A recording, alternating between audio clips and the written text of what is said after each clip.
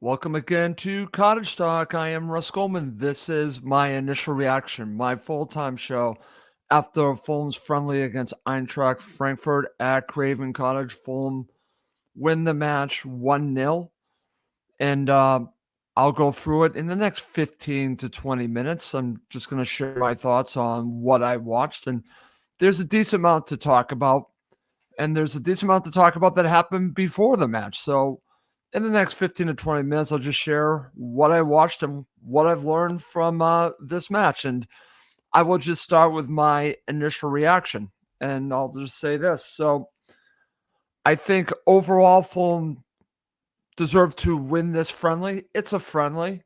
I think they, especially in the first half, were the better side, even though Eintracht Frankfurt started stronger. Some very stupid errors from Fulham's passing from early on. It happened in the second half too, but I think that happens in a friendly.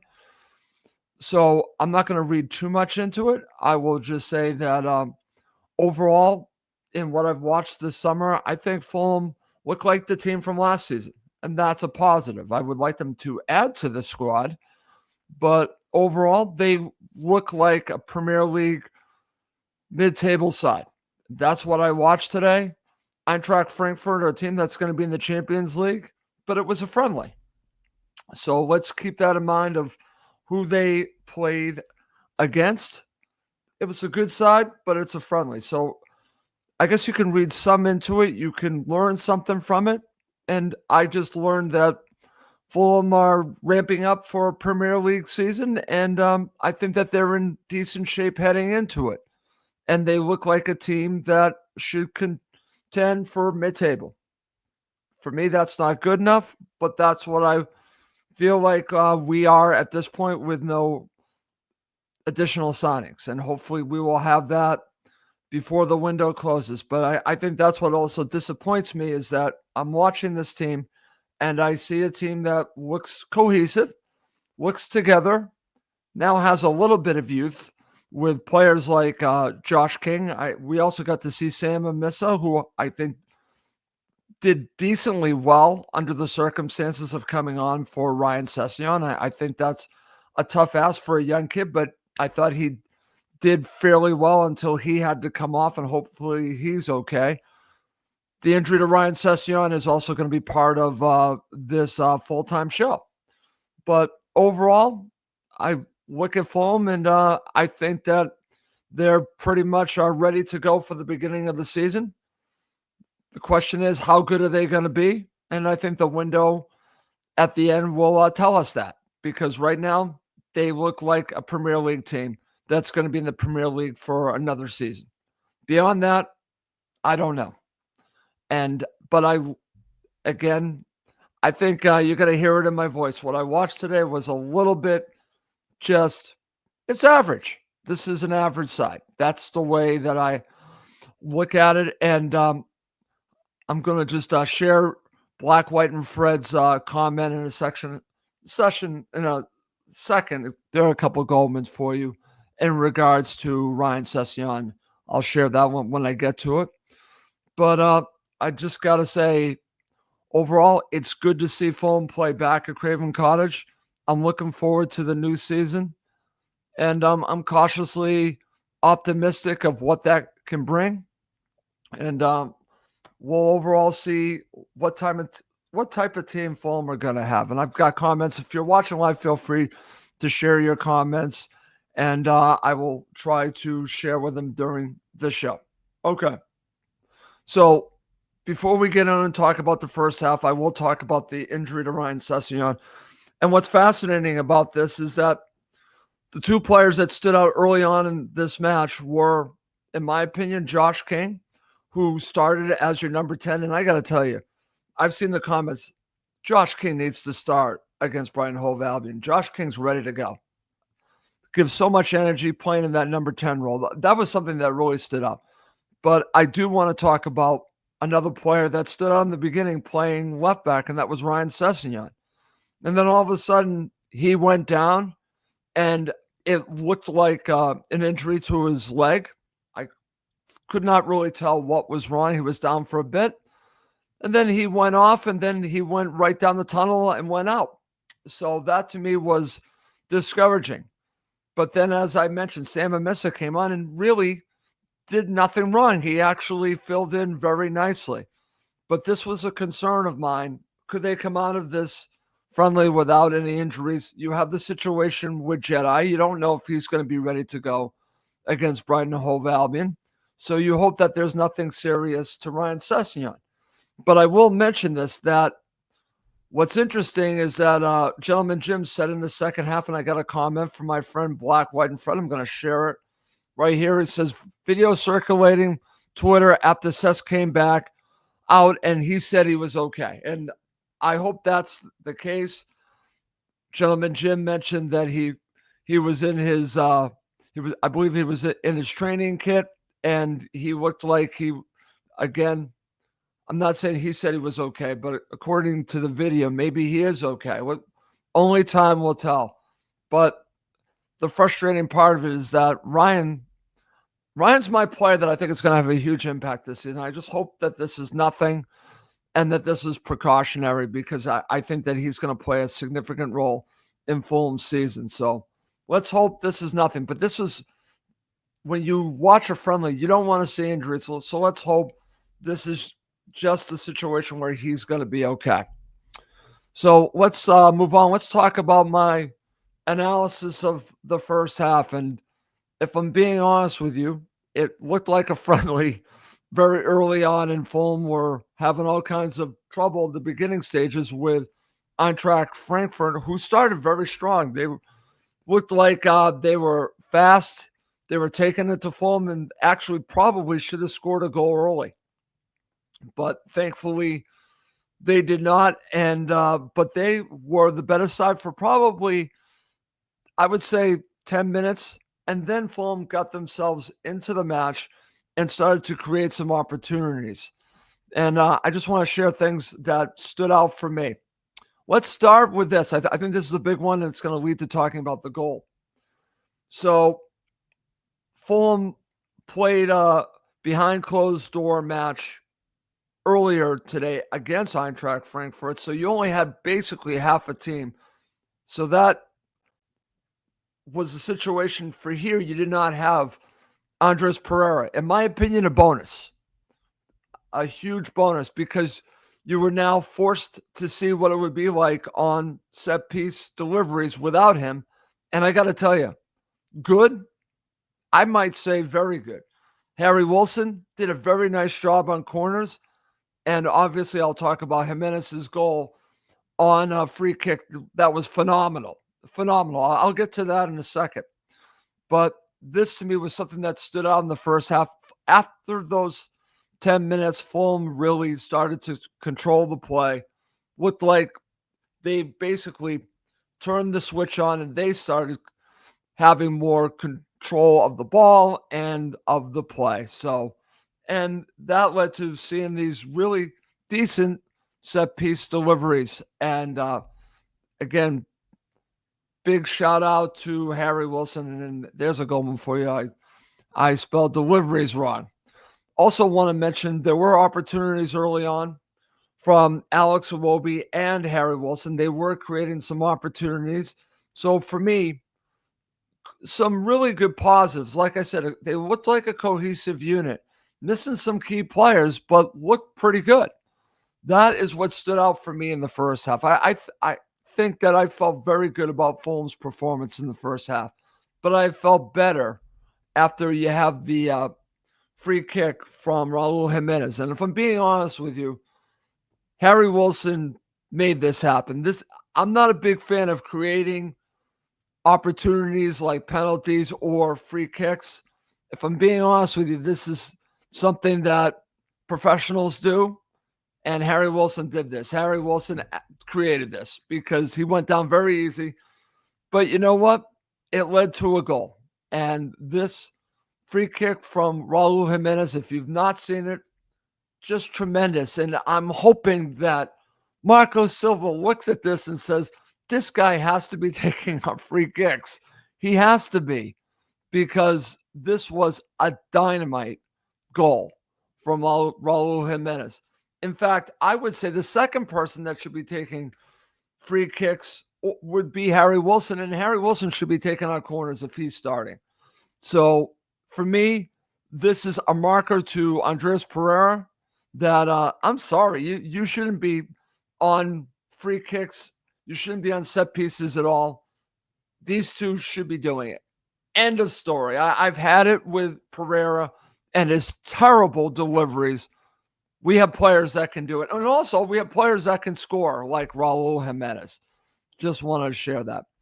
And then late in the first half, Harry Wilson actually was one-on-one with the goalkeeper and almost scored, which would have, I think, would have been fair for Fulham to go into the half up 2-0. 1-0 is fine, but Harry Wilson had a very good opportunity to score, but the goalkeeper came up here. And we left the half up 1-0, and I'm feeling pretty good. I don't know, for those who watched it, how you were feeling. Like I said, they looked like they're ready for mid-table. And you can read into that what you want, but that's how it felt to me. Are they ready for Brighton Hove Albion? Well, we're going to see, but I'm just telling you, they are light years ahead where they were when they first came up in the Premier League 3 or 4 years ago. They are that far ahead. They are a team. That's the one thing I took out of this. They play together as a team. These are huge positives heading into the season, but it also ask the question, if they're so together, wouldn't it be great to have a few more pieces that would take them over the top? That's what's good and frustrating at the same time when I'm watching this. I'm thinking, you know what? We just need a little bit more quality. And I will also say, Josh King, as I said at the beginning, if you're just joining me live, needs to start against Brighton Hove Albion. Just needs to start. Absolutely. I'm telling you, this kid is going to make a huge difference this season, in my opinion. Okay, so I'm just going to share a couple of comments, and then I will transition to talk about the second half. And my friend Brian, Josh King, the king of all kings. Josh King was great, Brian. Just great. And I'll talk about standout players at the end of the show. Let's see. Suhail chimes in. Think there's going to be a lot of activity before the end of the window. Couldn't see the game as I was arriving in Budapest. Sorry to hear that, Suhail. I will tell you, if you do get a chance, you have to watch Jimenez's goal. And then you tell me who should be taking free kicks. You tell me after you watch that if Pereira should take another free kick. That's all I'm going to say on that. This is from Ben Lawrence. Why last season was Pereira on free kicks when we have Raul there? Point blank, Ben, point blank. So, totally agree. Now, here's an interesting one. So, Ben, it's a fascinating situation because I'm a big fan of Emile Smith-Rowe. I am. But you asked the question, would you have King over Emile Smith-Rowe? And I'm going to tell you right now, as your number 10, yes. Yes. He has done nothing to tell me that he can't do this role. And it's funny because I'm going to go back to a player that no one wants to talk about, but he offers things that we haven't seen from the number 10 role since, yes, I'm going to say it, Fabio Carvalho. He's that type of 10. I think that Emile Smith-Rowe can do the role as well, but I think I think in certain situations, maybe you can play Smith-Rowe and King together, maybe have King as your number 8, maybe have Smith-Rowe as your number 10, but I think you can mix and match with them. You can even, if you want to, play Smith-Rowe out wide, but I'm making the call right now. I would start Josh King as your number 10 against Brighton Hove Albion. Yeah, I'm going to go out and say that. Let's see. This is from Black, White, and Fred. He says, I think King starting this game confirms that Marco sees him as the starting 10 at the present time. That's my point, Black, White, and Fred. Why is he in this match and Emile Smith-Rowe is in the behind closed doors friendly? You know, I don't think it says that he's not going to play against Brighton Hove Albion. He might still start, but I think this was a statement by Marco Silva that Josh King is your starter as the number 10. Let's see.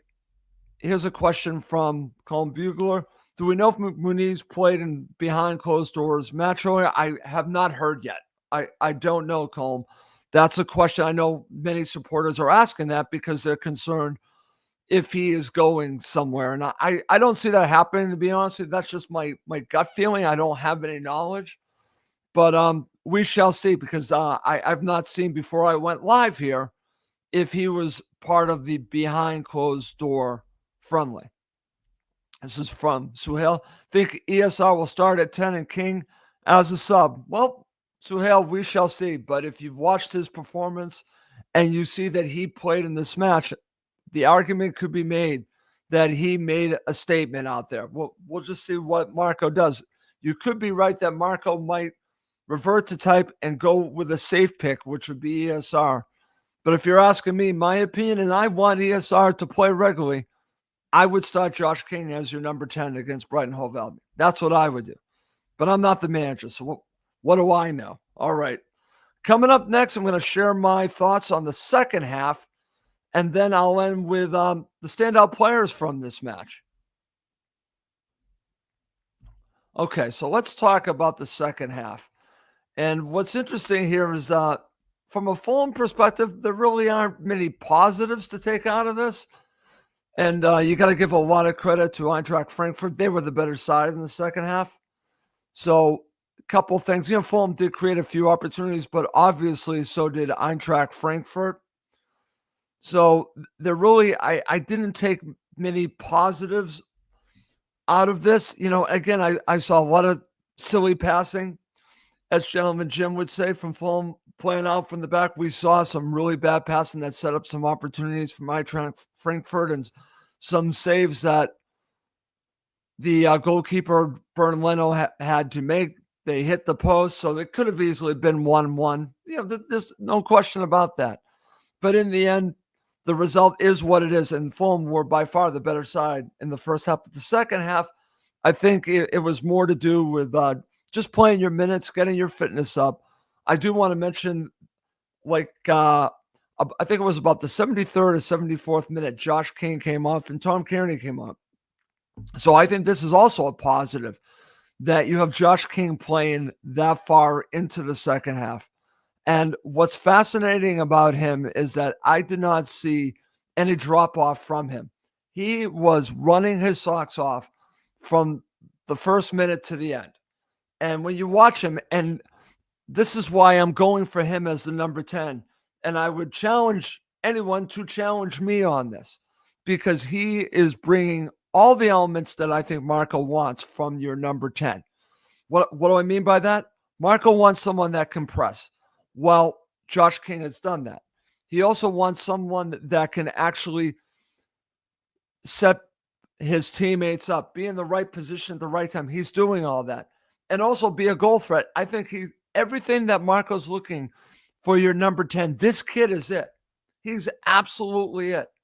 So that's why listen, I could be dead wrong, and Suhail could be right. He could go with Emile Smith-Rowe, and that wouldn't be, I would say, a terrible choice, because you spend all this money on Emile Smith-Rowe. You want to build your team around him. I think at some point you have to go with the player that gives you the best chance to win at each position. And from what I'm seeing, Josh King gives you the best chance at this point to get your points and win matches as your number 10. Much more dynamic, and also offers you more on the press than Emile Smith-Rowe will. And in my opinion, Andreas Pereira way down the pecking order. In fact, people know how I feel about him. I want him gone. I want Andreas Pereira gone. I want them to sell Andreas Pereira. That's my feelings on that. My number 10s right now are Josh King and Emile Smith-Rowe. That's where I'm starting, and I think Fulham are in good shape with either one of them. But if you're asking me right now, if I had to make a call who I want to start against Brighton Hove Albion as your number 10, hands down, Josh King. Hands down. That's just where I go on that. Okay. Now, to finish up this quick episode of Cottage Talk, standout players in the match, I pretty much have mentioned it, but I'll mention it one more time. Ryan Sessegnon to begin the match, unfortunately went off injured, but reports are that he could be okay. We shall see. Only time will tell on that. And then, of course, I mentioned Josh King. I will also give a shout out to Harry Wilson. And what's great about Harry Wilson is that I see he looks like he is entering his prime. I said this in a prior show. For me, right now, just looks ready to go, looks so assured, looks so confident on the ball. He needs to start as well. So he stands out. Sessegnon stands out. And then, of course, Josh King stands out. And I look forward to the match against Brighton Hove Albion. I think Fulham have a very good chance to get a result there, but we shall see. But I'm looking forward to it. This gets me all excited for the upcoming start of the season. But I think Fulham look like a team that is ready to go. But what are they ready for? And I'm telling you, as of right now, they're ready for mid-table. And that's not good enough for me. That's just how I feel about that. I want more. This team does not look like a team that's going to fight for Europe. It just looks like a team that's going to be average to maybe good. And that might be good enough for some. That's not good enough for me. So I'm going to share a couple more comments before I go. If you're watching live, feel free to share comments with me. We have 103 people watching live with me. I really appreciate it. Suhail says, I have no doubt King will be starting regularly by November. Needs to bed in a bit. I don't know, Suhail. If you saw him today, he looked like he fit in against Eintracht Frankfurt. I'll just say that. This team's in the Champions League, and he did not look out of place at all. This is from Brian. He says, King pushing for a spot will force ESR better this season. I totally agree with that. From Suhail chimes in as well. I'll be at Brighton. Think we can get the 3 points. Muniz to score. And he follows that up. Keep the faith, Russ. Think you will see a few new players. I hope so. And Suhail, you're right. I know that's going to happen. There's no way that they're not going to add players. Come on. I know that.